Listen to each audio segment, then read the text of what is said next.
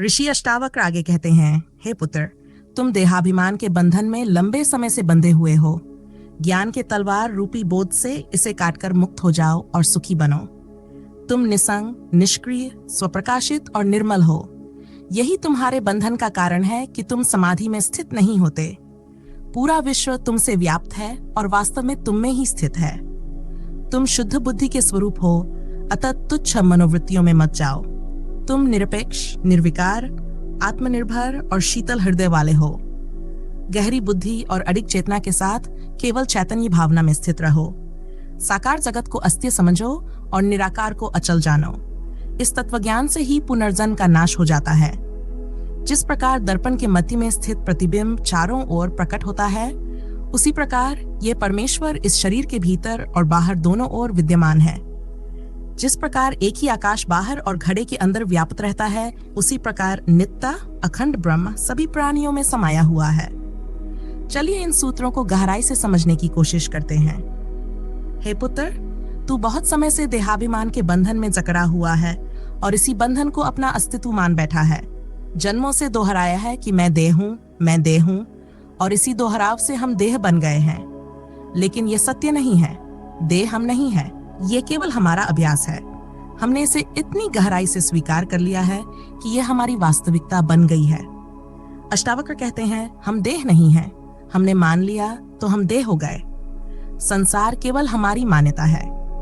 अगर ये मान्यता बदल दी जाए तो हम भी बदल सकते हैं।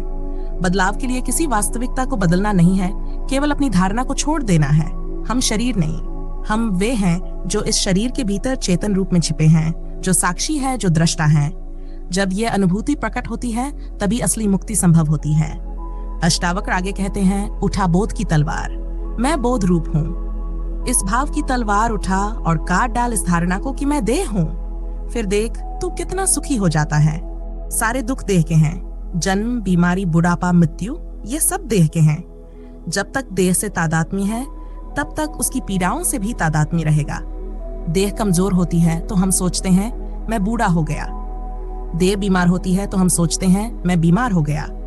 देह मृत्यु के करीब पहुंचती है तो हम घबरा जाते हैं, मैं मरने वाला हूं। लेकिन यह सिर्फ एक मान्यता है, केवल मान्यता। जेठालाल की एक कहानी याद आती है। एक रात जब वह अपनी पत्नी के साथ सोने जा रहे थे, उनकी पत्नी ने कहा, अगर हमारे घर बेटा हो जाए तो उसे कहां सुलाएंगे? जेठालाल थोड़ा किनारे सरक गया और बोला, हम बीच में सुला लेंगे। पत्नी ने फिर पूछा, अगर दूसरा बेटा हो जाए? जेठालाल और सरक गया, उसे भी यहीं सुला लेंगे। पत्नी ने फिर पूछा, अगर तीसरा हो जाए? जेठालाल और सरका और कहने ही जा रहा था कि उसे यहां सुला लेंगे कि धड़ाम से नीचे गिर गया। टांग टूट गई। पड़ोसी दौड़े चले आए, पूछा, क्या हुआ? जेठालाल रोते हुए बोला, जो बेटा अभी हुआ भी नहीं, उसने मेरी टांग तोड़ दी। फिर कहने लगा, अगर अजन्मा बेटा इतना नुकसान कर सकता है तो असली बेटे का क्या कहना? बस अब मुझे बेटा नहीं चाहिए। हम भी इसी तरह जीते हैं, मान लेते हैं और फिर उसी के अनुसार जीने लगते हैं। मान्यता चाहे झूठी हो, लेकिन उसके वास्तविक परिणाम हो सकते हैं। हार्वर्ड यूनिवर्सिटी के एक साइकोलॉजिस्ट ने एक प्रयोग किया। उसने अपनी कक्षा में एक बोतल रखी और कहा, इसमें अमोनिया गैस है। मैं देखना चाहता हूं कि इसकी गंध आखिरी पंक्ति तक पहुंचने में कितना समय लेती है। जैसे ही किसी को गंध महसूस हो, वह हाथ उठा दे। विद्यार्थी सतर्क हो गए। प्रोफेसर ने बोतल का ढक्कन खोला और खुद नाक पर रुमाल रख लिया। कुछ ही सेकंड में पहली पंक्ति से हाथ उठने लगे, फिर दूसरी, फिर तीसरी, और 15 सेकंड में पूरी कक्षा में अमोनिया गैस पहुंच गई। लेकिन असल में उस बोतल में गैस थी ही नहीं, वह पूरी तरह खाली थी। इस प्रयोग से यह पता चलता है कि मान्यता से परिणाम घटित हो जाते हैं। अगर मान लिया तो हो गया। तुम जीवन में ऐसी हजारों घटनाएं खोज सकते हो जहां केवल मान्यता ही वास्तविकता बन जाती है। मैं शरीर हूं, यह जन्मों जन्मों से मान ली गई बात है। मान लिया तो हम शरीर बन गए। मान लिया तो हम सीमित हो गए। केवल झूठी मान्यता को काट फेंकना है, बस इतना ही करना है। अष्टावक्र कहते हैं, उस पाश को काट डाल। मैं बोध हूं, इस ज्ञान की तलवार से काट और अभी सुखी हो जा। अभी सुख को जगा ले, क्योंकि सारे दुख इसी मान्यता के कारण हैं कि हम देह हैं। बुद्ध भी मरते हैं, लेकिन मृत्यु की पीड़ा नहीं होती। रामकृष्ण भी मरते हैं, लेकिन मृत्यु की पीड़ा नहीं होती। रमन महर्षि भी मरते हैं, लेकिन मृत्यु की पीड़ा नहीं होती। महर्षि रमन जब मरे तब उन्हें कैंसर था। चिकित्सक चकित थे, कठिन और पीड़ादायक बीमारी, लेकिन रमन वैसे ही थे जैसे पहले थे। कोई फर्क ही नहीं पड़ा। मौत द्वार पर खड़ी थी, फिर भी वे अविचलित थे। चिकित्सकों को कोई असंभव लगा, इतनी पीड़ा के बावजूद ये शांति कैसी? लेकिन रमन जानते थे कि वे देह नहीं हैं। मौत शरीर की थी, पीड़ा शरीर की थी, पर चेतना उससे परे थी। प्रेमानंद महाराज जी को देखिए, कैसे प्रतिदिन अपने प्रवचनों से जनमानस का कल्याण कर रहे हैं। उनकी किडनी खराब है, परंतु कोई पीड़ा बाधा नहीं बनती। वह अपने नित्य कर्मों को शांति से पूरा करते हैं, क्योंकि प्रेमानंद जी जानते हैं कि वे देह नहीं है। पीड़ा शरीर की है, परंतु चेतना उससे परे है। शरीर और चेतना की दूरी उतनी ही है जितनी जमीन और आकाश की। और तुम वही क्षितिज हो जहां ये दोनों मिलते हैं। जो उत्पन्न होता है वह बढ़ता है, बदलता है, क्षीण होता है और नष्ट हो जाता है। वह तुम नहीं हो। तुमने बचपन देखा, फिर बचपन को जाते भी देखा। अगर तुम बचपन होते तो उसे याद कौन करता? तुम जवानी को आते और जाते हुए देखते हो, तो तुम जवानी भी नहीं हो सकते। तुम देखने वाले हो, तुम पार खड़े हो। पीड़ा आती है, जाती है, दुख आता है, चला जाता है। अष्टावक्र कहते हैं, तू असंग है, क्रियाशून्य है, स्वयं प्रकाश है और निर्दोष है। और तेरा बंधन बस इतना है कि तू समाधि का अनुष्ठान करता है। महर्षि पतंजलि कहते हैं, चित्त वृत्तियों का निरोध ही योग है। जब तक चित्त वृत्तियां शांत नहीं होंगी, आत्मा का बोध नहीं होगा। लेकिन अष्टावक्र पतंजलि के विरोध में खड़े होते हैं। वे कहते हैं, तू असंग है, क्रियाशून्य है, स्वयं प्रकाश है और निर्दोष है। तेरा बंधन यह है कि तू समाधि का अनुष्ठान करता है। समाधि का अनुष्ठान हो ही नहीं सकता, क्योंकि समाधि तेरा स्वभाव है। अगर किसी कमरे में अंधेरा हो तो क्या तुम अंधेरे से लड़ सकते हो? तलवारें लेकर, लठ लेकर जवानों को बुलाकर अंधेरे को धक्का दोगे? नहीं, अंधेरा नहीं हटेगा। लेकिन अगर प्रकाश जला दो तो अंधेरा अपने आप चला जाता है। पतंजलि कहते हैं, चित्त वृत्तियों को शांत करो, फिर आत्मा का बोध होगा। अष्टावक्र कहते हैं, आत्मा का बोध करो, चित्त वृत्तियां अपने आप शांत हो जाएंगी। जिसने खुद को शरीर माना, उसमें शरीर की वासनाएं उठती हैं। जिसने खुद को मन माना, उसमें मन की वासनाएं उठती हैं। अंधेरा केवल प्रतीत होता है नहीं। अंधेरा सिर्फ प्रकाश के अभाव का नाम है। योग और अष्टावक्र की दृष्टि विपरीत है। आधुनिक युग में देखें तो योग का समर्थन करने वाले आचार्य रजनीश थे, वहीं कृष्णमूर्ति अष्टावक्र की भांति विचार रखते थे। कृष्णमूर्ति कहते थे, योग, ध्यान, जप, तप, इनकी कोई जरूरत नहीं। ये सब अनुष्ठान है, और अनुष्ठान उसी चीज के लिए किए जाते हैं जो हमारी प्रकृति नहीं है। लेकिन जो हमारा स्वभाव ही है, उसे पाने के लिए क्या कोई अनुष्ठान करना पड़ेगा? बस अपने भीतर झांक लो और सत्य प्रकट हो जाएगा। अष्टावक्र कहते हैं, तू निर्दोष है। भूलकर भी ये मत मान कि तू पापी है। अगर तू पापी होता तो पाप करने वाला कोई होता, लेकिन तू क्रिया शून्य है। जीवन में 6 तरंगे हैं, भूख प्यास, शोक मोह, जन्म मरण। भूख पिया शरीर लहरें हैं, शरीर ना हो तो ना भूख होगी ना प्यास। शोक मोह मन की लहरें हैं। जब तक प्रियजन के साथ हैं तब तक सुख, जैसे प्रियजन छूटे दुख। ये मन का खेल है। जन्म और मरण प्राण की लहरें हैं। श्वास आई तो जीवन, श्वास गई तो मृत्यु। अष्टावक्र कहते हैं, तू इन छहों लहरों से परे है। तू देखता भर है।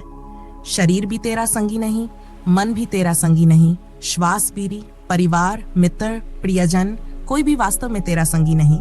साथ हो सकते हैं, संगी नहीं। अष्टावक्र कहते हैं, तू क्रिया शून्य है, कर्म के जाल में मत उलझ। लोग पूछते हैं, कर्मों का क्या होगा, जन्मों के पापों का क्या होगा? अष्टावक्र हंसते हैं, तूने किया ही कब? अगर कर्मों से छूटना ही मुक्ति होती तो मुक्ति कभी संभव ना होती, क्योंकि अनंत जन्मों के कर्म हैं। अगर उन्हें काटना पड़े तो अनंत काल लगेगा, और इस अनंत काल में भी तू कर्म करेगा ही, तो यह चक्र कभी खत्म नहीं होगा। परंतु मुक्ति तो होती है। इसका अर्थ है, कर्म कभी तेरे थे ही नहीं। ना तो तू पापी है, ना पुण्यात्मा, ना कोई स्वर्ग है, ना कोई नर्क। तूने कुछ किया ही नहीं। शरीर ने किया, मन ने किया, प्राण ने किया, पर तू सोया रहा। और सुनो, तेरा बंधन यही है कि तू समाधि का अनुष्ठान करता है। ये वचन देखो, ये क्रांति देखो। तुम आयोजन कर रहे हो कि समाधि कैसे प्राप्त होगी, मुक्ति कैसे मिलेगी।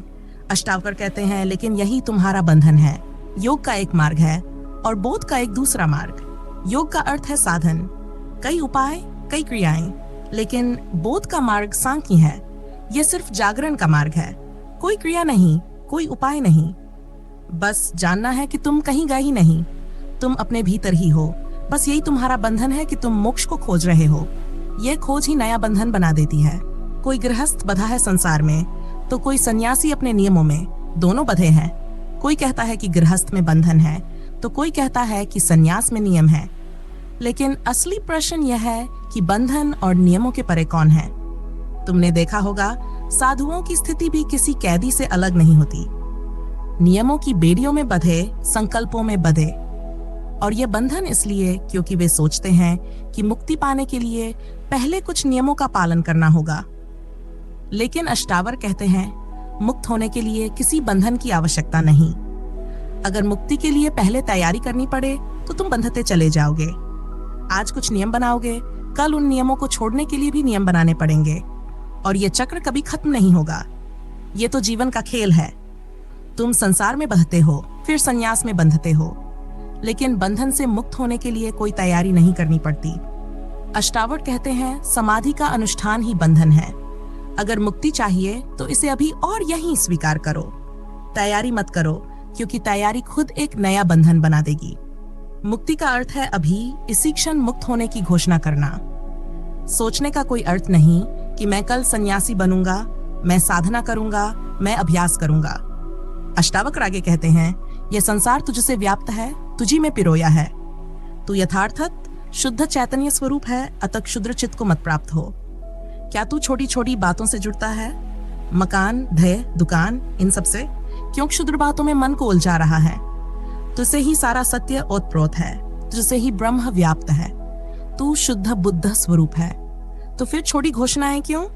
बड़ी घोषणा कर, मैं शुद्ध चैतन्य स्वरूप हूं, मैं विराट हूं। जो घोषणा करेगा वही हो जाएगा। जब जीवन तुम्हारी मान्यता पर निर्भर है तो क्यों ना विराट की घोषणा करो, क्यों ना प्रभुता की घोषणा करो। तू निरपेक्ष है, निर्विकार है, स्वनिर्भर है, शांति और मुक्ति का स्थान है, अगाध बुद्धि रूप है, क्षोभ शून्य है। अतः चैतन्य मात्र में निष्ठावान बन। निष्ठा ही पर्याप्त है, ना साधना ना प्रयास, सिर्फ यह स्वीकार कि मैं चैतन्य मात्र हूँ। पर मनुष्य क्या करता है?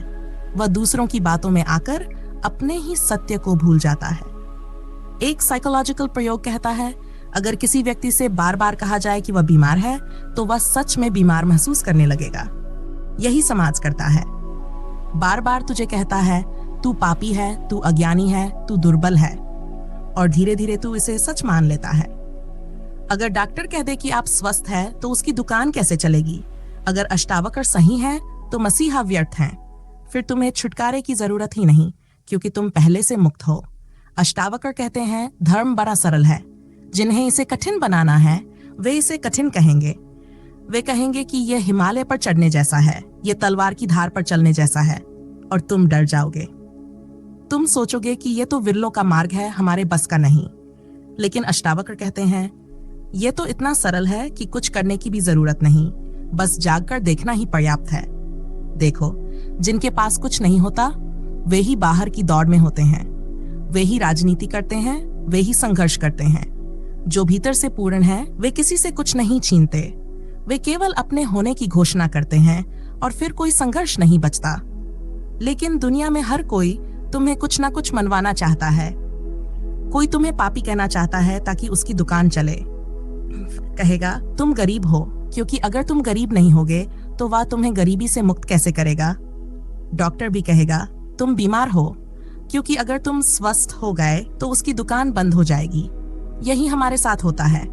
हमें बार बार कुछ बताया जाता है और हम मान लेते हैं। हमें कहा जाता है तुम पापी हो, तुम तुच्छ हो, और हम धीरे धीरे इसे सच मानने लगते हैं। लेकिन अष्टावक्र कहते हैं यह सब झूठ है। तुम शुद्ध चैतन्य हो, तुम स्वयं मुक्त हो। तुम्हारा जीवन तुम्हारी मान्यता पर निर्भर करता है। अगर तुम खुद को तुच्छ मानोगे तो तुच्छ हो जाओगे, अगर विराट मानोगे तो विराट हो जाओगे। तुम्हारे भीतर ही सब कुछ है, बाहर कुछ भी नहीं। बस इतना जान लो और मुक्त हो जाओ। कुछ करने की कोई जरूरत नहीं। बैठकर क्या करें? कुछ दोहराएं, कोई मंत्र जपें। मगर अष्टावक्र कहते हैं कुछ ना करो, बस बैठो, ठहरो, रुको। समाधि ऐसे ही गहरी होती है। सिर्फ बैठने का मतलब ये नहीं कि बस बैठना ही है। खड़े भी हो सकते हो, लेट भी सकते हो। बस एक चीज जरूरी है, अकड़ता हो जाओ। अकर्मण्य हो जाओ, खाली हो जाओ, संसार चल रहा है, चलने दो, कुछ मत रोको, कुछ मत पकड़ो, जो हो रहा है उसे होने दो। तब अचानक समझ आएगा कि अष्टावक्र क्या कह रहे हैं। समझ आएगा कि अनुष्ठान रहित होने का अर्थ क्या है। कोई विधि नहीं, कोई तरीका नहीं, कोई कर्मकांड नहीं, बस सहजता। अष्टावक्र कहते हैं, साकार को मिथ्या जान, निराकार को निश्चल नित्य जान। जिसको हमने सच मान रखा है वही भ्रम है, जो असली है वह भीतर है, निराकार है, शाश्वत है। संसार एक भंवर की तरह है। पानी में भंवर उठती है, फिर मिट जाती है। भंवर होती नहीं, सिर्फ पानी की तरंग होती है। वैसे ही हम परमात्मा की लहरें हैं। लहर आती है, जाती है, पीछे कुछ भी नहीं बचता, राख भी नहीं, निशान भी नहीं। अष्टावक्र कहते हैं, जिस तरह दर्पण अपने में प्रतिबिंबित रूप के भीतर और बाहर स्थित है, उसी तरह परमात्मा इस शरीर के भीतर और बाहर स्थित है। दर्पण के सामने खड़े हो तो प्रतिबिंब बनता है, हट जाओ तो मिट जाता है, दर्पण पर कोई असर नहीं पड़ता। वैसा ही परमात्मा भीतर है, बाहर है, हर तरफ है। हम उसे खोजते फिरते हैं, जबकि हम उसी के बीच हैं। अगर ये जान लिया कि हम सिर्फ प्रतिबिंब नहीं हैं, हम खुद दर्पण हैं, तो बंधन खत्म हो जाता है। जिस तरह सर्वव्यापी एक आकाश घट के बाहर और भीतर स्थित है, उसी तरह ब्रह्म सब भूतों में स्थित। घड़े के भीतर भी वही आकाश, बाहर भी वही आकाश। घड़ा फूट जाए तो आकाश नहीं टूटता, घड़ा बन जाए तो आकाश बंधता नहीं। घड़े के आकार से आकाश नहीं बदलता। हम भी मिट्टी के घड़े हैं, बाहर भी वही, भीतर भी वही। पर अगर इस पतली दीवार को ही मैं मान लिया तो बार बार घड़े बनते रहेंगे, जन्म मरण का चक्र चलता रहेगा। लाओ त्से भी यही कहते हैं, घड़े की दीवार का मूल्य नहीं, असली मूल्य तो भीतर के शून्य का है। मकान दीवारों से नहीं बनता, मकान वह खाली जगह होती है जहां हम रहते हैं। दीवारें तो सीमाएं हैं, असल में हम आकाश में रहते हैं। दीवार गिरे या बने, आकाश वैसा ही रहता है। अगर हम शरीर को ही सब कुछ मान लें तो बंधन है, अगर जान लें कि हम शरीर से परे हैं तो मुक्ति है। बस इतनी सी गलती और जीवन भर का भ्रम। शरीर तुम्हारा साधन है, तुम सात्य हो। शरीर का उपयोग करो मगर उसकी गुलामी मत करो। शरीर में रहते हुए भी शरीर के पार रहो, जल में कमलवत। आशा है आपको ये चर्चा अच्छी लगी होगी। ऐसी ही और वीडियोस के लिए हमारे चैनल को सब्सक्राइब जरूर कर ले। धन्यवाद।